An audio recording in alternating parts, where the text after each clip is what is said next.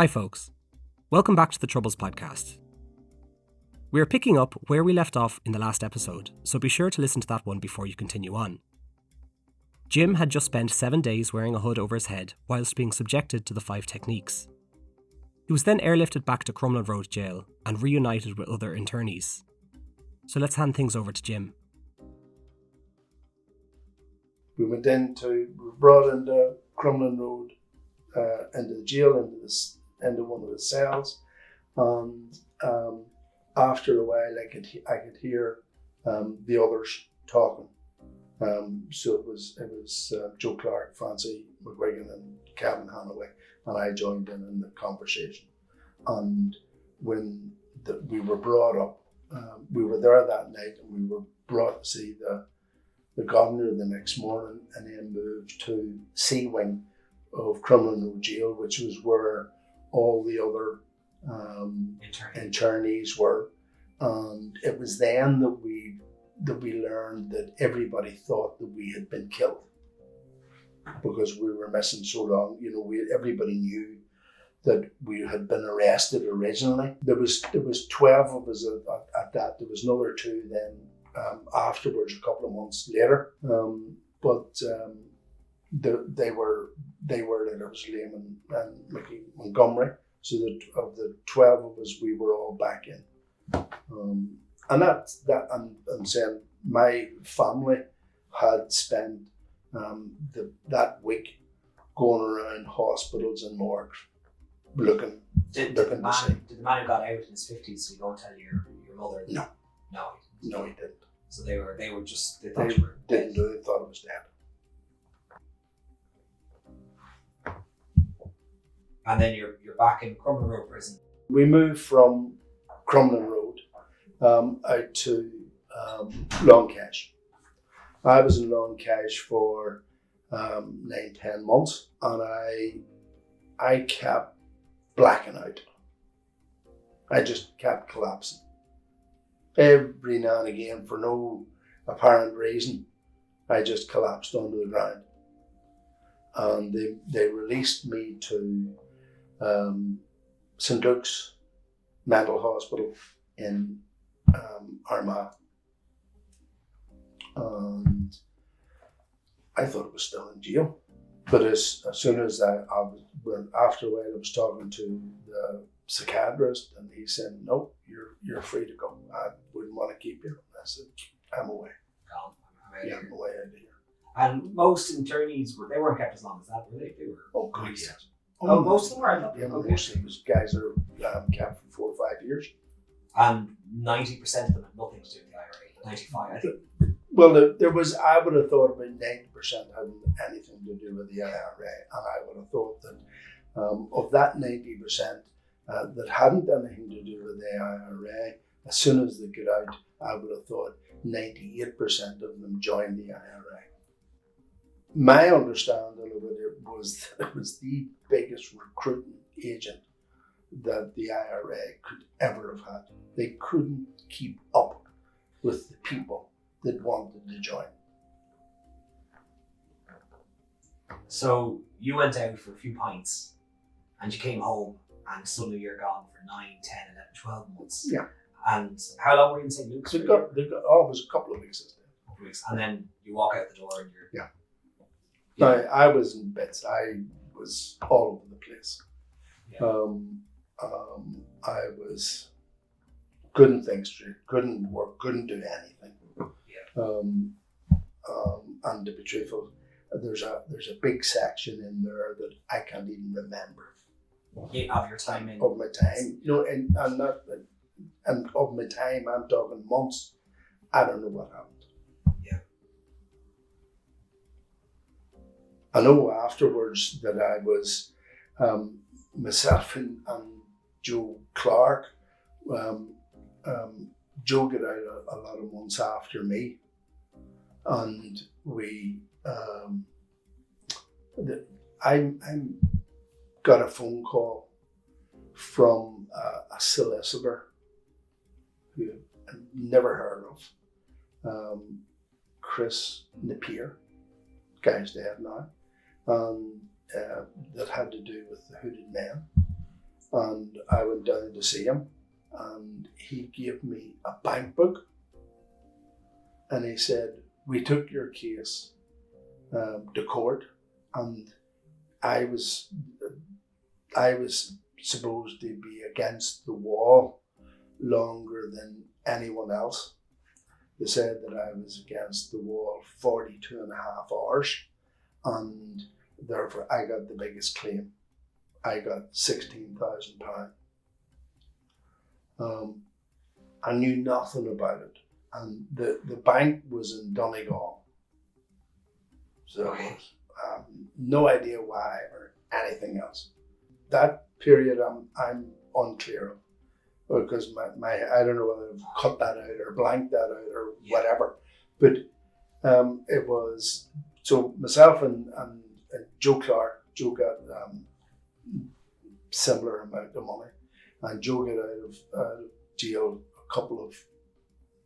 a lot of months afterwards, and me and him went into the town and bought 2 MGB GTs, cars, sports cars. The MGBs. MGBs. And we driving around in them and drinking. Yeah. And that went on for a while, and then the 2 of us were arrested, and we were up in. No, I'm telling you that wrong. The 2 of us were arrested first and put into back in Long Cash without even being interrogated.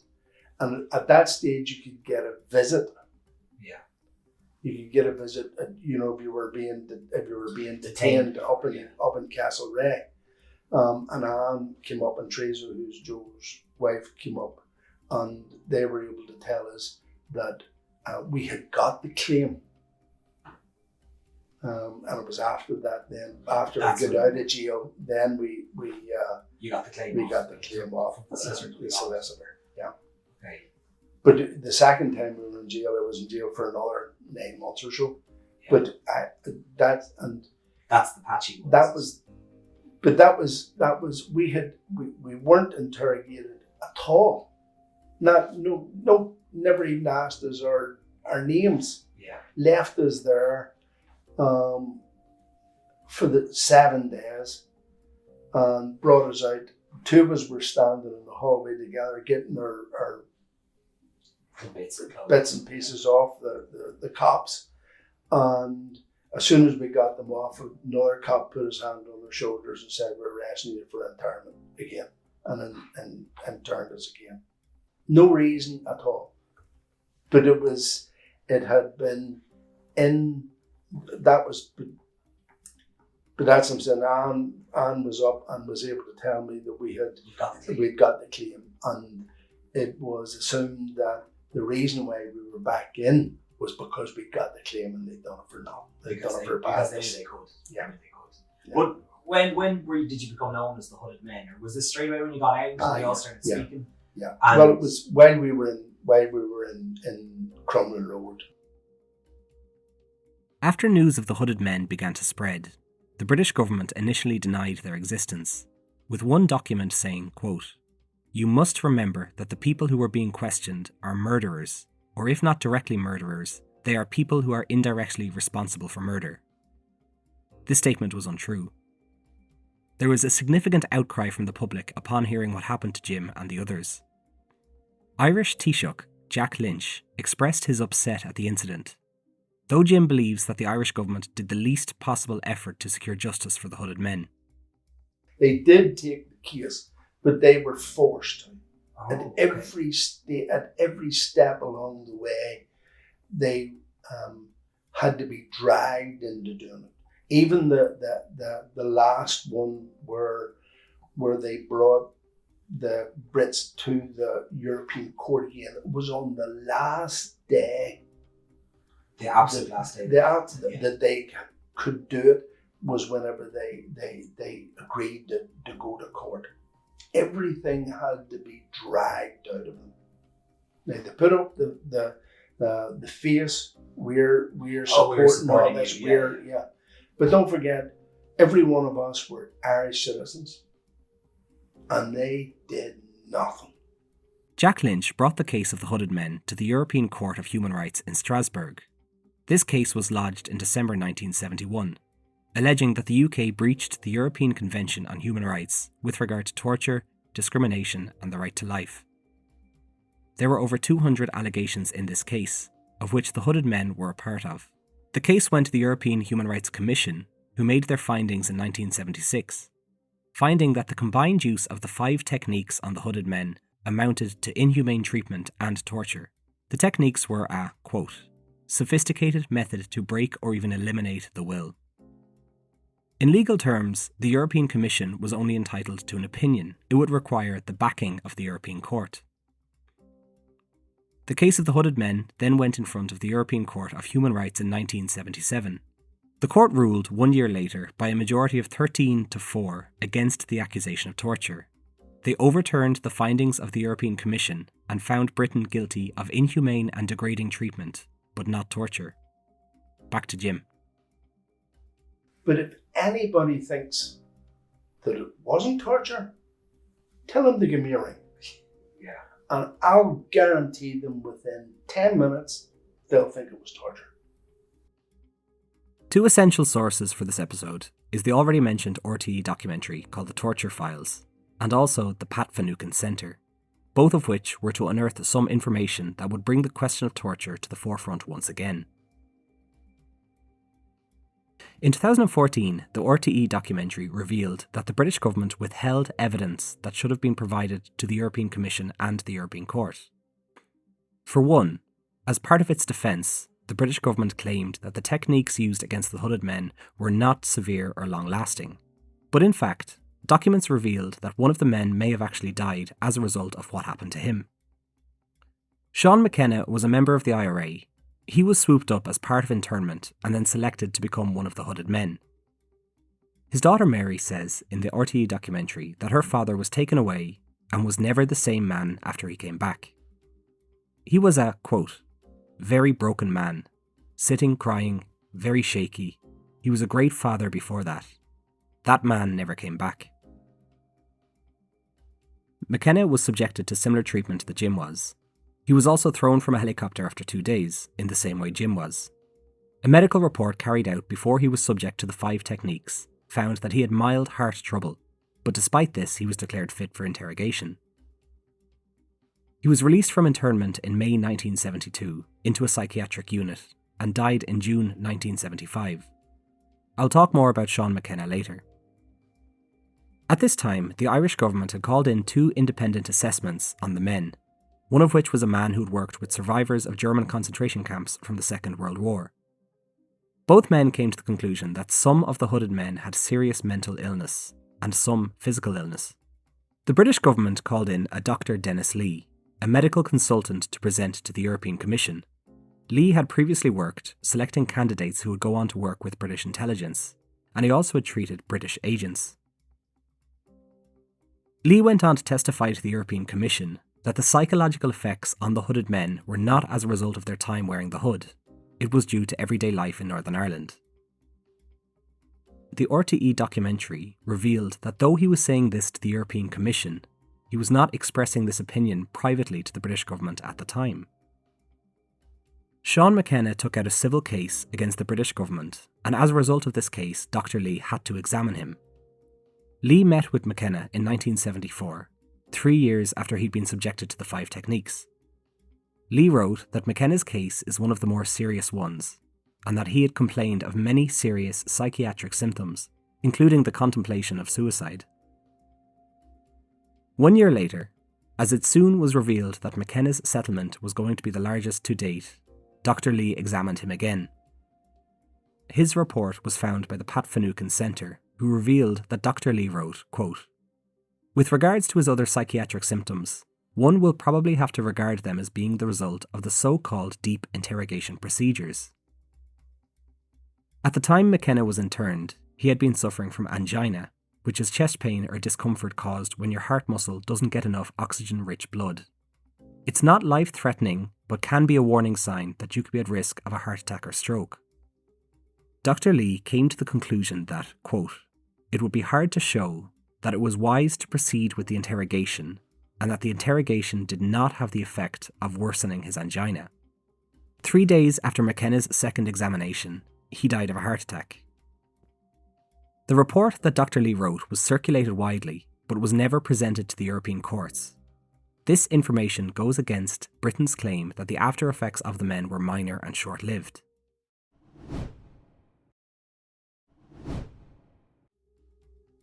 Pat Shivers was another hooded man whose case was being argued. His wife said that he could never get over what he went through. Shivers went on to develop a facial tic after the 5 techniques were used on him. In May 1974, the British government argued before the European Commission that his symptoms were acute but not long-lasting.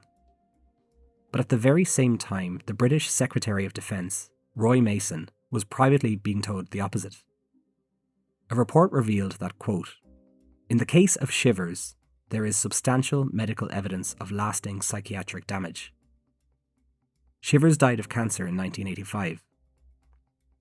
When speaking of his time as a hooded man, his wife said, quote, I wish they had killed him then. It would have saved him the horrors of having to relive that over and over again. The European Court and Commission were also presented with reports from 2 private inquiries, one of which was deemed a complete whitewash. It went so far as to claim that the men voluntarily wore the hoods. I put this question to Jim. And did you choose to wear the hood? I'm asking because of what absolutely nonsense. Yeah.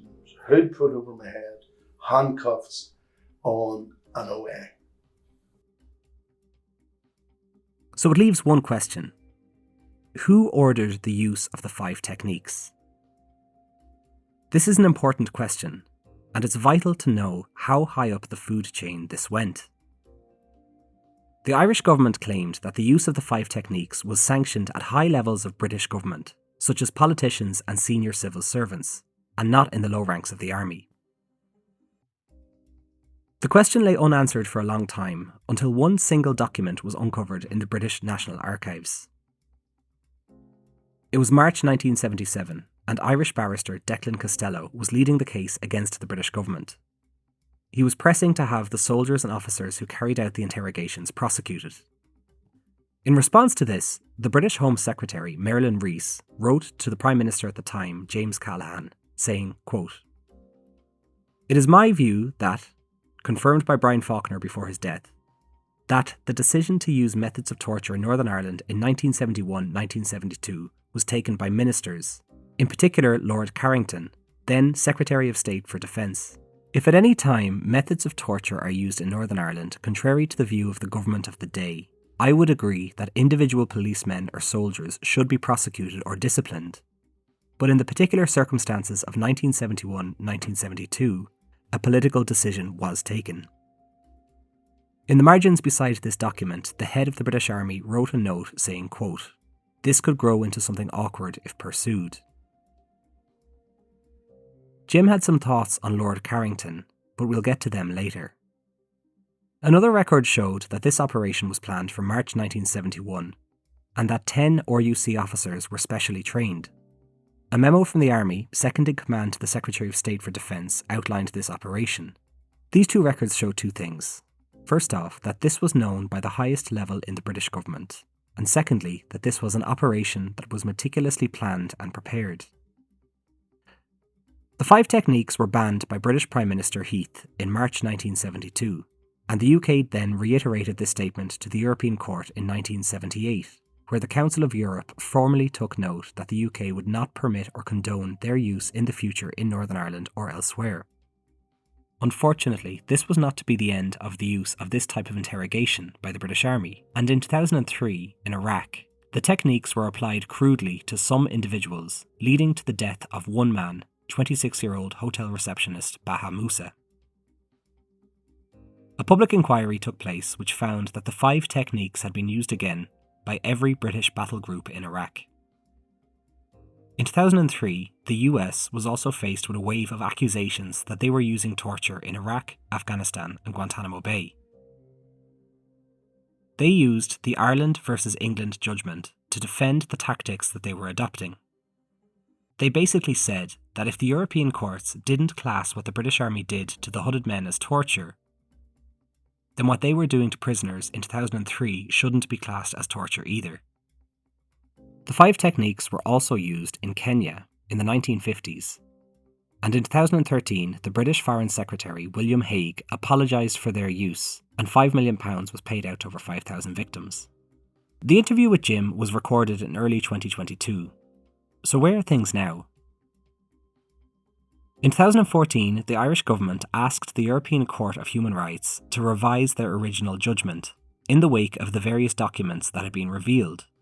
They wanted a judgment of torture. The court rejected this appeal, which marks the end of the right of appeal for campaigners. So the judgment of 1978 still stands. Though this still isn't the end, and the surviving men continue to campaign. In 2014, the PSNI in Northern Ireland decided to discontinue their investigation into the 5 techniques. A UK Supreme Court found that this decision was unlawful, so it appears that things are moving forward, then stopping, then moving forward slowly again. I asked Jim about his life since he was hooded.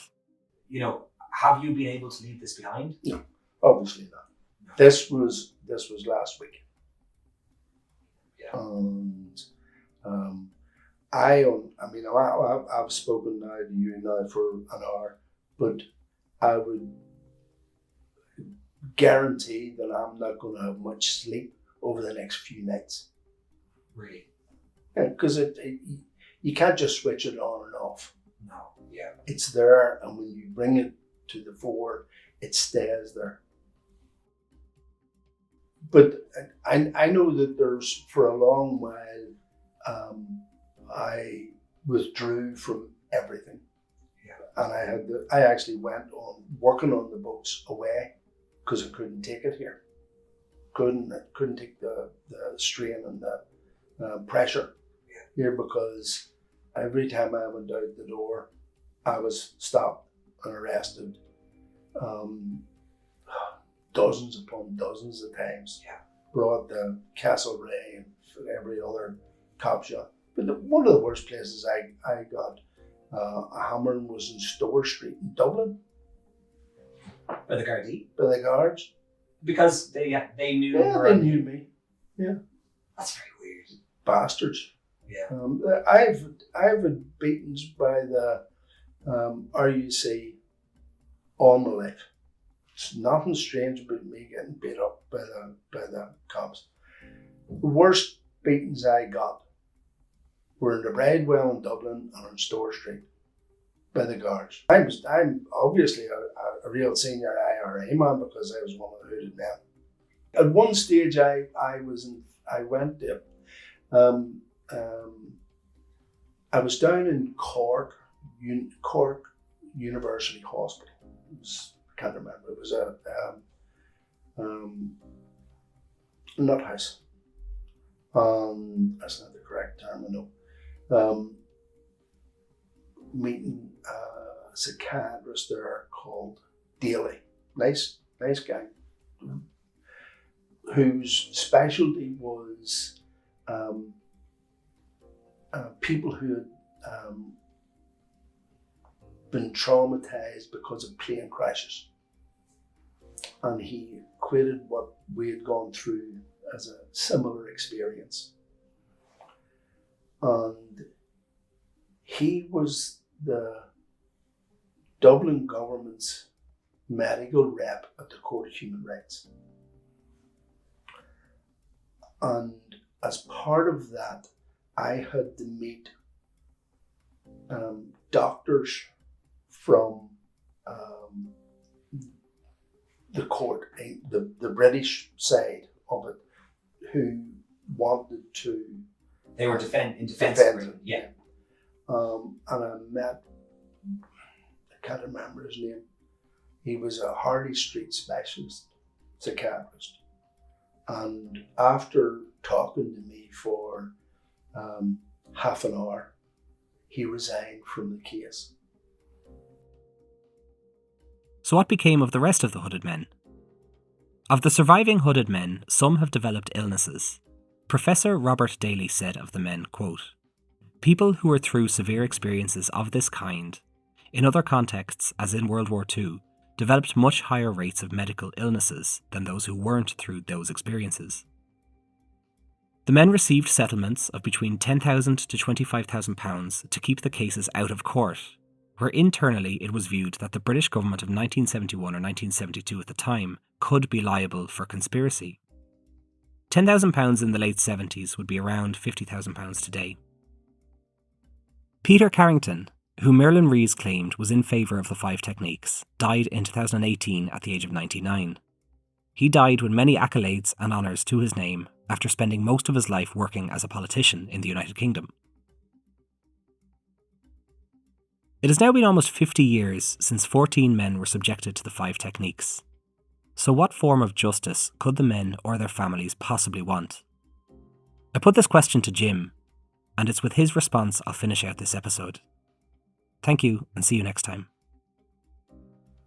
There are different views within the hooded men. Some want fame, some want fortune. I'm fairly simple and straightforward. I would just like the people involved in it named, so their families, particularly the establishment figures in England, so that their families can't live off the backs of torturers. You come from torturers. Your family are torturers of human beings. I've been often asked, was I in the IRA? And I, like Jerry Adams, I refuse to answer that, because for one reason only, and that is, if I said yes, would it justify what they did?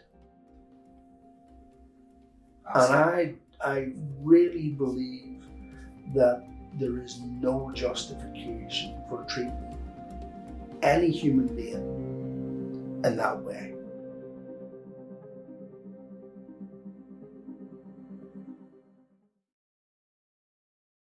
If you're enjoying this podcast and want to support what I do, you can do so over at patreon.com/The Troubles Podcast.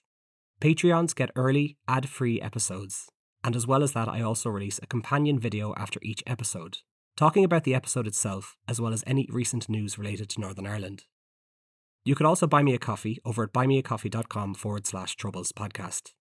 If you would like to support the podcast in other ways, you can also leave a review or simply tell your friends. It all helps. Thanks, and see you next time.